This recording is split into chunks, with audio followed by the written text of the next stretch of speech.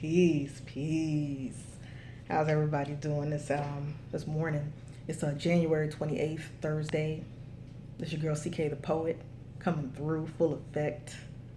You know what I mean? Um, Today I took my second shot of the Pfizer vaccine. I work for the state of Florida. I work at a long-term care facility. I work more in a, I guess you could say, managerial slash office capacity ish to a degree. Um, just to give y'all a little context on what happened the last time when I took the Pfizer vaccine, when I took the first shot, I didn't have any soreness in the arm until like a good 5 or more hours later. Had severe fatigue when I got home. It was probably like mild to severe fatigue, if I'm being honest. And I'm trying to think. Yeah, pretty much came home and fell out. I mean, I was okay. I just was tired. And then I had some swelling in the throat area, like how you open your mouth, and then you let the doctor take a look at the back of your throat. Like I couldn't open it up wide that much. It was enough swelling in the back of the throat area, and like the uvula and all that was swollen to a degree where it just looked kind of crazy back there. It kind of caught me off guard, but I could breathe just fine. So I thought about not going to work, but by the time I went laid back down, woke up a few hours later, I could breathe just fine. You know, and you know, went to worked that day, and that was on the 7th that I took that first shot. And then, you know, that Friday came around, the swelling went away by the time I left for work that day, and all was good. So, boom, today's the 28th, Thursday. I decided to request Friday off from work because of my reaction the last time around. A lot of people are saying that the reaction is a lot worse this time around.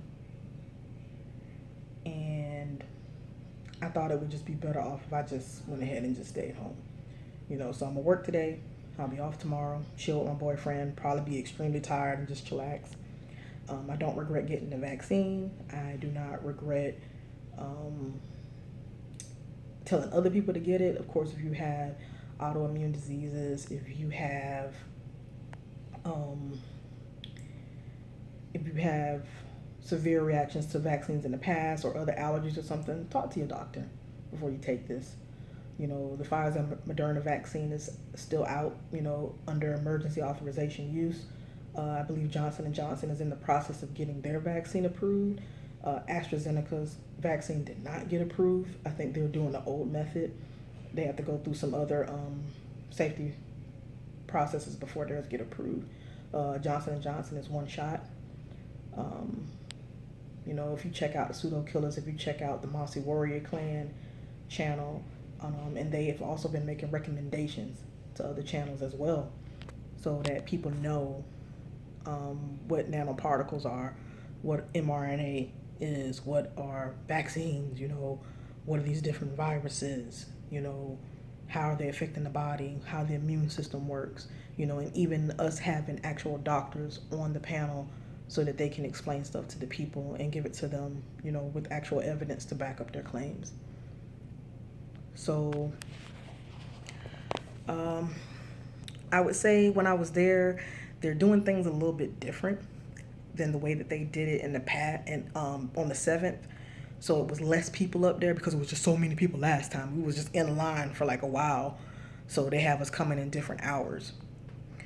There was a little bit more younger black people there this time, I would say. Nothing to be happy about, but better than it was the first time around. I think that they saw a lot of the older blacks and the black people that felt comfortable getting the first one. They see that they're okay. And I think that's why this time around, a lot of them feel comfortable coming to get it this time. As for the 2 homes that I work out of in my long-term care facility, the staff that work there, they still saying that they're not getting it. At the end of the day, it's personal decision. You can give people all the information in the world, and if they're ignorant or they're just skeptical, they're not going to get it until, I guess, their kids die and their whole family die, or they get it and almost die themselves or something like that. So I think it's sad that it has to get to that point. I'm willing to admit that I think that not just the facility, but just the state in general has done a terrible job at managing and addressing this virus, in my opinion. I think they could have did better. I think they could have did better at educating people before these vaccines were approved to be used for emergency use.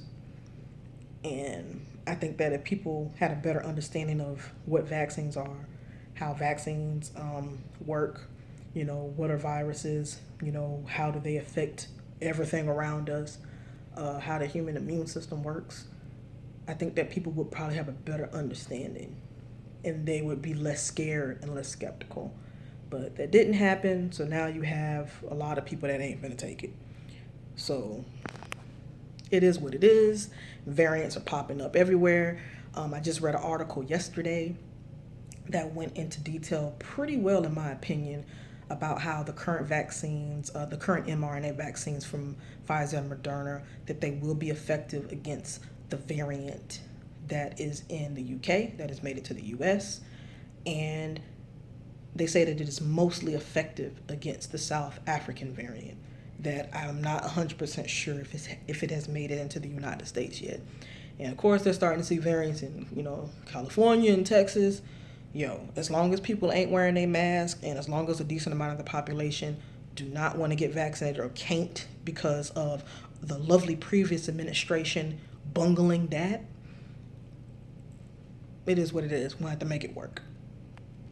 But just to kind of show you where I got my injection at, I got it right here. Shocking, it doesn't hurt. Like I said, the needle doesn't hurt or anything like that, but I am feeling soreness like right here. That's where I'm feeling soreness at, and I'm feeling it a lot quicker than I did last time. So with the first shot, like I said, I didn't feel any soreness until it was time for me to leave for work that day. And this time around, I'm feeling it like a good hour, 30 minutes to an hour after I got the shot. So I'm expecting to experience severe fatigue by the end of the day, and definitely tomorrow, and like I said, my boyfriend will be there to kind of help me and have my back and make sure that I'm doing okay. And if I'm having any reactions that's giving him concern, he could just take me to the hospital. But like I said, I don't regret getting this vaccine. I would recommend others to get it. You have to protect yourself. You have to protect your family. You've been taking vaccines your entire life. You know what I mean? And yes, you're going to continue to take vaccines for the rest of your life because science is constantly improving. mRNAs are the future. We went from doing inoculations to doing vaccines to now we going to the mRNAs, and things are going to continue to get better, and that's a good thing. Look how long people used to live in the 1600s versus how long people live today. Technology improves, health improves, science moves forward, and Black people need to be a part of that. And that's why I think it's good that you have channels like New Black Knowledge that are teaching Black people about their history and trying to encourage you to learn about your history too. I think it's good that we have channels like the Mossy Warrior Clan. Sean is trying to get us into the science journals and try to help us dispel a lot of myths. And the Mossy Warrior Clan, they're known for teaching us about African history as well, so we can learn about our ancestors, what they were doing before they came to America. And then you have the Pseudo Killas. We bringing sources, we beating up pseudos, and you're gonna have to get this work. And I have something that I want to talk about on pseudos to kind of end this video off. But before I get to that point, I'm gonna show you my vaccine card. As you can see, this is the same vaccine card that I had before. And I got the Pfizer vaccine.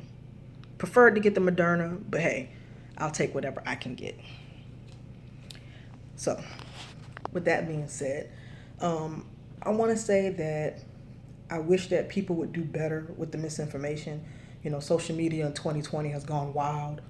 Things definitely need to change in regards to that. Like, we can't keep going on and thinking that these social media platforms like YouTube, Twitter, and etc.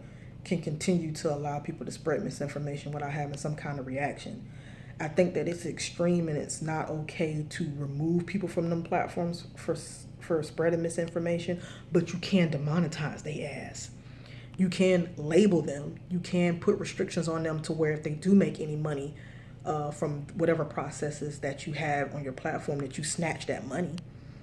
You could put ads that can't be skipped on their stuff that actually gives people the correct and factual information. You can do that. Things definitely need to be adjusted in the schools for the kids and in college. And yes, these vocational schools as well, to make sure people at least get the basics on what vaccines are, how they work, the basics on what viruses are, how they work, how they've changed over time, the basics of, how the human immune system works.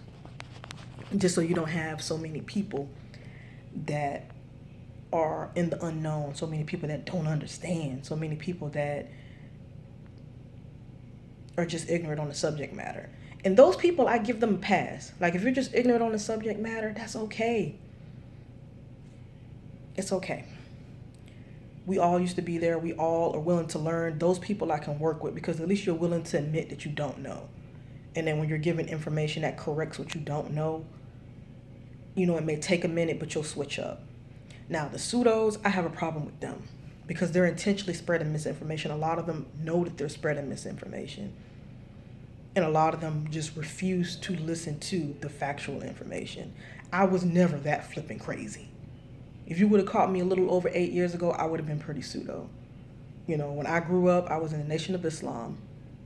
And they definitely teach you a lot of misinformation about the human body, about the immune system, about food, etc.